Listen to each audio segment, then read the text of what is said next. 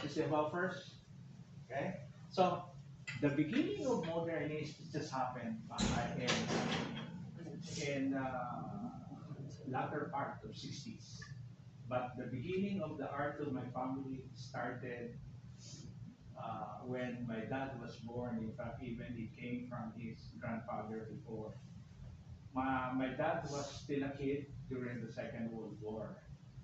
It happened that his father was a member of the U.S. forces in the Philippines, so we have to go to the mountain, in Negros Occidental to hide from the Japanese forces. It happens that his grandfather, the name is Leon Bonco. That's the name of his grandfather. It happens to a member of the Filipino forces during the Spanish Filipino War and Spanish American War. He was a veteran during those times. And during those times, often the Muslim forces in Mindanao would go to Visayas and take home enslaved people to work on their farms during those times. Because the Visayas and Luzon area, because Philippines is composed of three big islands. You have Luzon, Visayas, and Mindanao. So people from Mindanao, they're Muslim, they will go to Visayas and take on slaves, just like what the English are doing. They go to Africa and take African slaves and bring it to the United States to be sold. Just exactly just like that. So my grandfather used to be a watchman. What they would do is they would watch it by the shore because Inigaran, where my dad was born, it's a coastal area. There's a lot of fishermen, and most often people work there, go to the ocean and fish. So what the watchman would do, they would go to the on top of the coconut trees. Coconut trees, you will find it a lot of it on the shoreline. And they would watch it during nighttime because the raiders coming from Mindanao would come during those times at nighttime, and they would take people, go back to Mindanao and become slaves. So he fought the Moros or the Muslims, and after that he joined the Philippine forces against the Spanish Philippine War, and then when the American came over, they invaded the Philippines. He also fought the U.S. forces, and after that, when the Japanese came over and invaded the Philippines also in 1941, 42, my grandfather went into his son, went to the mountain and joined the forces, the guerrilla forces, and fought the Japanese. So my grandfather was really good with machete or the bolo. So what he did was he taught my dad some eskrima or skrima, not even arnis. The name is eskrima during those times by using the bolo. And one of those he taught my dad was the abanico. Abanico is a very old style in arnis or in eskrima. Subsequently, when the war was over, everybody had to go back to the family.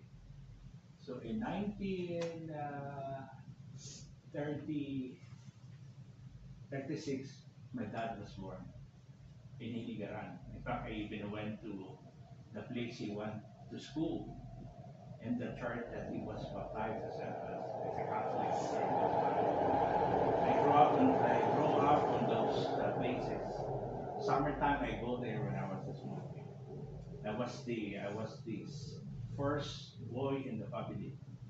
So they like me so much. I keep on running around. They have to almost everybody have to look for me because I've gone missing. ADHD. Just like that. And in the 1950s, my dad doesn't want to. 1940, after the war, my dad doesn't want to go back to school. He just wants to explore, and he wants to learn really the Eskrima. So when he was a young kid, he ran away. He's uncontrollable, uncontrollable kid. He doesn't want to go to school. You know, he went and he ran away from home and stowed away on a ship. He went to so many places in the Philippines. You know, he went to Bohol, he went to a lot of places. And he went during those time. During those times, if you wanting to study Eskrima, there are only two ways for you to learn it. Within the family, it's not open to the public. Okay? It's not open to the public. And when I say it's not open to the public, you should be invited to learn from it. And most of the time, those styles of Ernest within the family will die with obscurity. Why? Because it's not being propagated, it's not being promoted. That's like your relative that you had before you, you're telling us, right?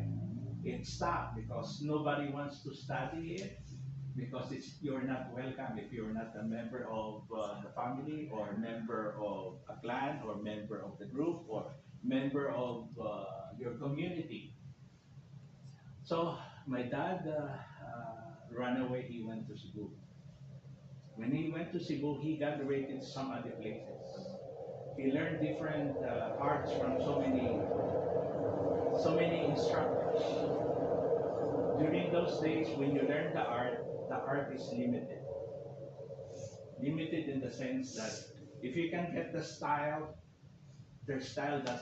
They could be two stick, they could be one stick, they could be espada y daga, but not conclusive, all of it combined together. They don't have that one. Even now in the Philippines, when you go to, just like what from Combatan, Alex, what's his name? France, he told me about it. He also verified this to me. Alex France is one of the senior students of Combatan from the other side of Ernest, which is the Combatan Ernest. He came up with the name. Yeah, he came up with the names. And he came also from Combatan Ernest, and he even went to us and studied a little bit before in modern Ernest. And he studied some jiu-jitsu as well. Yes. He's a very well-rounded guy. Yeah, he's a well-rounded guy. So in the 50s, my dad got to so many places already and studied the obscure art of so many people. Okay? So when he studied all of this, just like that, it doesn't take you years, it doesn't take you months. Only take you weeks and weeks and weeks, you would learn everything on it. But if you got a photographic mind, you would acquire it right away. You get it right away, and then the teacher will tell you you have to move on. Okay, you have to move on because you got everything. He keep jumping to so many places. So in 1950s, he went to Cebu. When he went to Cebu, there are two groups of Eskrima. You have the Doce Pares, and you got the Balintawak. Okay, so he went first with he tried to check it out, and he tried to study which one he wanted to study. He went to Balintawak, and he went to, I like this, and then he checked the Doce Pares during those times. Balintawak is the place of the meeting where there's no school as such during those times. You know, Balintawak is just like a marketplace that often they go there to practice. While Doce Pares is a group of Arnis that teaches Doce Pares style. So he went there and tried to compare which one do I like. He went with first he checked the Doce Pares. When he checked the Doce Pares, full of lineal and then full of fancy stripe. I don't like this. He went to Balintawak, it's got more of boxing, you know, and hearing. So he decided to go to Balintawak. But when he went there, he knows a lot of other system of martial arts by that time. So whenever his teacher would show a particular topic, he gets it right away. And often, he always get a special tutoring from his teacher. His teacher was one of the best in Balintawak. His name was Anshun Bakwan. Okay? That's one of the best in Balintawak. So he went there and studied from Anshun Bakwan. At night time, he would go and bring some liquor and bribe his teacher and have some appetizer. And sometimes, teacher always has a thinking of, I will not show you anything that I know, because you might beat me eventually later on. But because of that, he was able to acquire most of the knowledge in Balintawak. But since he's a novice compared with other people who came with Balintawak, and that time, he also went to different teacher in Balintawak. So he knows the different style of Balintawak teachers. During those times, there's no such thing as group class like this. It's individual. Yeah. And then after you practice, you've a lot of bruises, just like what people would do here in Stockholm. You would hit your hand, you would hit your limbs, just like that. That's the old practice of our days. You know, you know. Vincent Cabales, they do that. The Stockton Arnis. Bahala na, they do that. They hurt your hand, like that. That's the system during those times when you study Arnis, Kali, or Shima. So, and my dad has a pain tolerance is so high. When you hit him, he doesn't feel it, but later it would come back and hurt him. So he's one of those, and during those times, there's always fiestas. Fiesta is, and the price of you go enter a competition, there's a prize. If you win our niece tournament, prize money, my dad would always go and join, and for the armies, and he always would win, and people would see him, he's there. Nobody will want to compete with him because they would just get hurt. That's how good he is. He's well known, you know. Even in Bacolod before, Bacolod is the capital of Negros Occidental, where I was born with when I grow up in that one. So he got married in 1958, 59, and then we get married with my mom. So my mom told me this. During those times, he was already a judo practitioner and a wrestling coach for a university in Negros. If I remember, the name of the school was University Recoletos in Negros Occidental. So he's a judo coach, and he has a judo and then karate background. So my mom told my dad, like this, if you stay here, nobody will know you. You will not be famous. So my dad went from Bacolod, closed the school, went to Manila. And then my mom was the one who financed the rental of the whole building. The whole second floor, I still remember it, is just the school. Third floor is, we rent spaces. Okay, rent spaces for those people who come to Manila to work and they have no place to stay. Okay? So we open a school. So first we have to, who knows our niece during the 70s? Nobody knows our niece. It's obscurity already. It's getting unpopular and nobody knows about this. Only thugs and criminals do our niece during those times. Troublemakers. Yeah. So my dad opened a school. He had to open a karate school. He opened a army school, nobody would go and learn from me. Because what's that? Everybody wants to study judo, karate, or kung fu. He opened a karate, so he had a lot of people coming in, enrolling. So my mom was so fortunate to tell my dad, okay, incorporate Chinese on your class so that people would learn about what you do.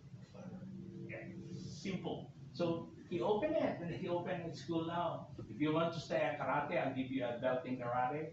I also give you a belt in arnis if you pass. So we have the class in arnis. I think I was doing it probably I was 7, 8 years old or 9 years old during those times. You know, I joined the class, and people were laughing at me because I was a small kid. You know, I even telling Bob about this. I learned how to hold first the spoon and fork. I have learned to use the stick first before I have to learn the fork and spoon. That's the way it is. I was the first boy in the family, so I was forced to by heart. That's why I was telling you earlier that I broke my dad's eyebrow with a stick that he had given me because it's sharp. The edge of it, the tip of it, is so hard. Like that, when I hit him, he never play with a boy who's sleeping, who'll just wake up because he can hurt you. And then sometimes when we have the school open already, people go to our school and challenge my dad for a fight, whether you're good enough. And if my dad and my mom have some kind of disagreement, they gotta fight, and my dad always lose the fight, just like Baba and I. You go there and challenge my dad would really hurt you. He would hurt you good. And I have not seen anybody walking on their own feet on the way going down to the stairs because our school, as I said earlier, on the second floor. Nobody. That's why my dad is ferocious and very aggressive when it comes to you. If you challenge his dignity, he would fight you.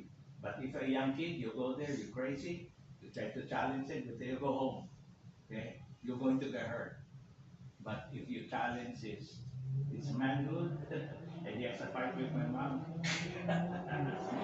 And during those times when they have the school in her niece, my mom told my dad, okay, you have now people studying karate. You incorporate their needs. How can you give somebody a belt now in their needs? I want you to give tests for our needs. So he given out tests in our needs so that you have extra money to feed your family. You know, buy for your clothes to your family and buy some toys because you are not earning that enough money in karate. So he's getting well known in the Philippines. So he opened the examination for belting and ranking because previous before that one, all the FMA, there's no such thing as FMA during those times. It's just those who study Arnis or Kali or Shprima, you either a student or a teacher. There's no in between, and there's no rank.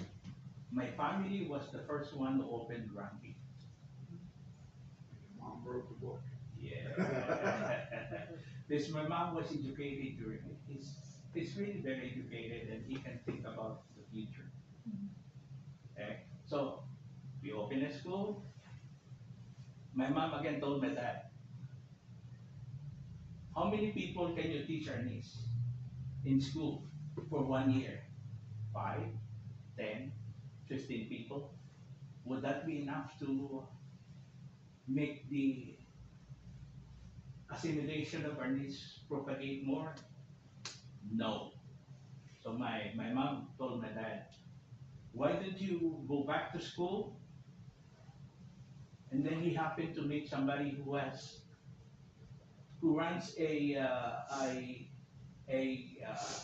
who happened to be teaching in the university. The head of the university, a president, he happened to approach it, he likes it. He saw my dad doing a presentation, demonstration. So he has a talk to my dad. My mom went in and the person asked my dad to, are you interested to be a teacher in a university to teach the niece? Right? In the Philippines.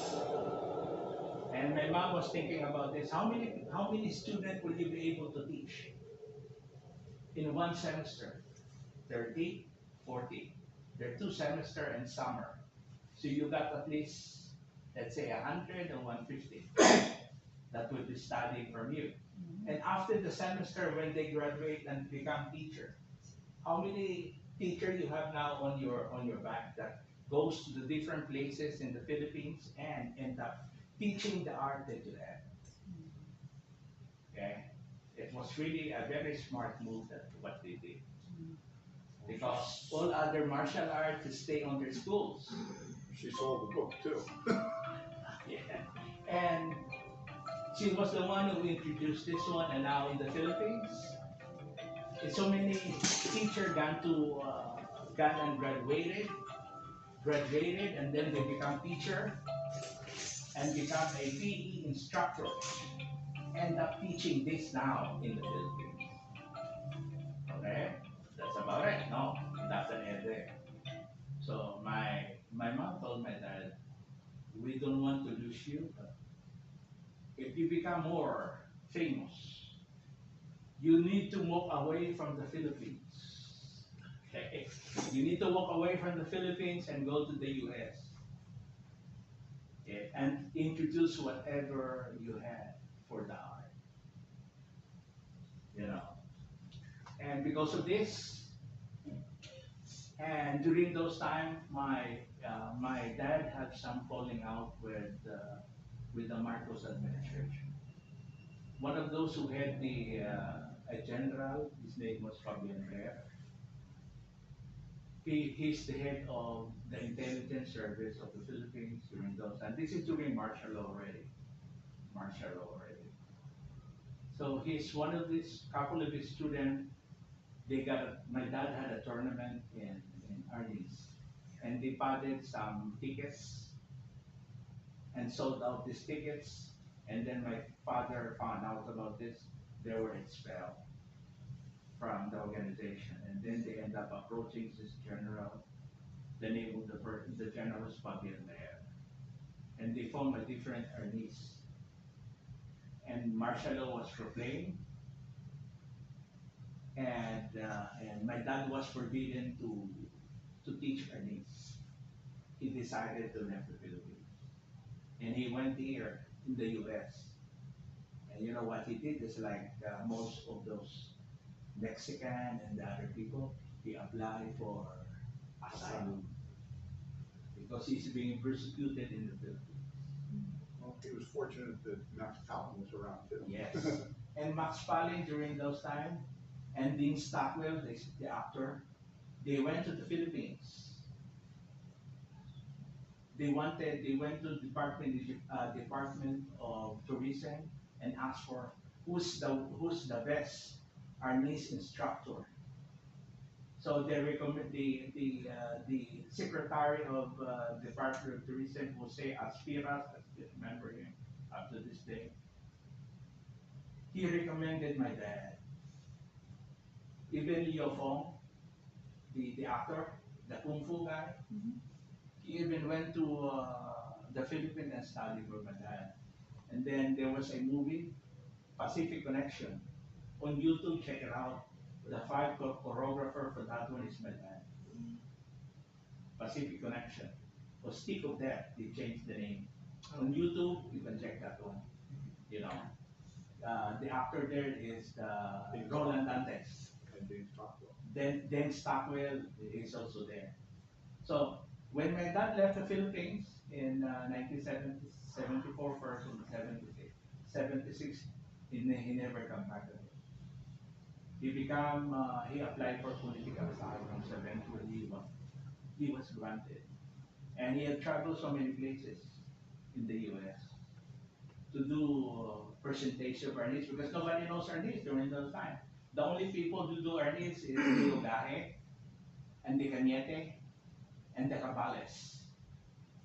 But most of those people there, they don't only do sticks.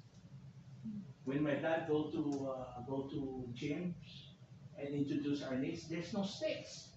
He had to roll newspaper or magazine like this and use it to make a presentation.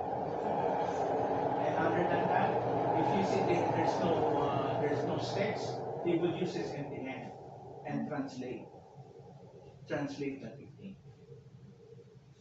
And because of that, he tied up with George Dillman, with Wally J, and himself. The victory. He had the victory. So they went all over the United States and do arnis and jiu-jitsu and then karate. They focus mostly on the Midwest and the East Coast. Yes, Midwest and East Coast. Because the West Coast was already pretty much tied up. Yeah, tie up with the Cabales. Yeah, and the Inosanto also. And Santos was a Cabales guy. Yeah. And then you had Gilbert Tenyo, Mhm. who was another system. Yes, he tie up with that one. This is the contribution of my family art. But during practice, during the 70s, if you do arnis, you're always being hit on your hand, on your limbs. That's the reality. So my mom again approached my dad and said, if you keep healing your students, they will not come back anymore. They will not pay for you. Why would they come back? You hurt your students. And my mom told my dad clearly, instead of hitting the hand, hit the stick. Okay? Hit the stick, not the hand. You want it to come back. It is also another factor that become popular. That's why when he came to the US in 1974, 70, 75, 76, people were so amazed because this is a guy teaching arnis, man, he never hurt you. He would hit the stick. Okay? Not the limbs or the fingers. But you know, when it came to Wally J's to give us a seminar, and he did that twice, he told us that he hit the sticks because Americans are sissies. In the Philippines, they hit the hands Because and the the hands. arms. That's why when you practice, let's say with let's say with Cinco Terros or with Cabales Escrima, you see that is the resemblance of the hand being hit, of Balintawak, the hand being hit. But modernists changed it because of the mere fact that they want, and then the name, where does modernist the name came from? Because most of it are traditional arnis. So my mom says, all of this you have made changes. Name it after when they were making the book. And what would you name the book? Arnis. So many has Arnis name on their book or Shriva. Name it modern. Because of the sequencing of things that you had modified. And my mom was the one who wrote the book. My dad was the one who posted for the book. my mom was the one who edited the work of the book. And my mom was the person who named the techniques of the different techniques in the book. Just like the word figure eight. Figure eight came from my mom's presentation because during those times there's no names for the different techniques. No names. But if you make a book, you need to have distinction as to what it is and how it's being done. Simple. Name it. They would do the demonstration. My mom said, this is the name of the technique. The only thing he didn't change is abanico. Abanico is a very old name of technique in arnis. Okay? Just like sinawale. You're doing this, sinawale, doing that, doing that. What do you name it? There's no name as such as sinawale. You see that mat on the floor? You see the weaving of it? Name after that, not the sinawale. Okay. This is the contribution of my family to the art of Filipino martial art. My dad was able to open the door for the cross-training of different martial art, together with Dillman and together with Wally J. This is the opening of the art. That's why when you see me, when I do a technique, it's combination everything. Because the modern arnis is just infinity. When I say infinity, it's a system that it doesn't end. It always evolves from, it always changes from. Just like when you study Balintawak, it has a beginning, it has an end to it. Just like when you do Doce Pares. Beginning has, well, the Doce Pares has a beginning and he has an end. After you get that ending, that's it. You acquire the knowledge. That's a Sirata Eskrima, same thing. But modern is, it's infinity, it doesn't end. It just keep on revolving, just like our technique. You tie that one up, you got similarity from the very beginning, but it always has a meaning on it. It doesn't stop. Okay? That's the history of our names. Next time, I'll just tell you the history of my art, how come it came out.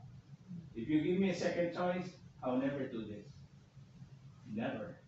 But if I haven't done this, I don't think I will meet Mal, I'll meet everybody here in our class. I was just forced to by circumstances. If you see me when I was doing this, when I was started it, just I'm opening a book and then I'm reading on the book, and it seems that I'm not going anywhere with Bob before when I started. But you know, when you open up and then there's some techniques that I do that I don't even know, but I just keep on doing it. What we're seeing here is an advanced and he's developing stuff. He goes back to the basic to establish a go point, and then he develops something around that.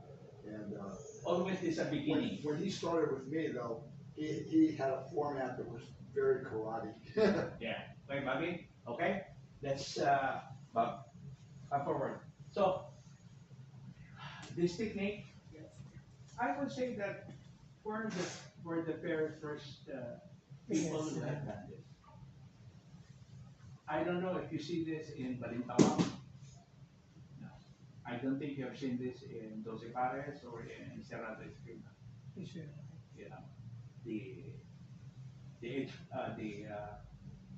the weapon just like this. So I call this one Dulu sa Dulu, or Dulu Dulu. And you've been able to work out a little bit. Salamat. Salamat. And mabuhay.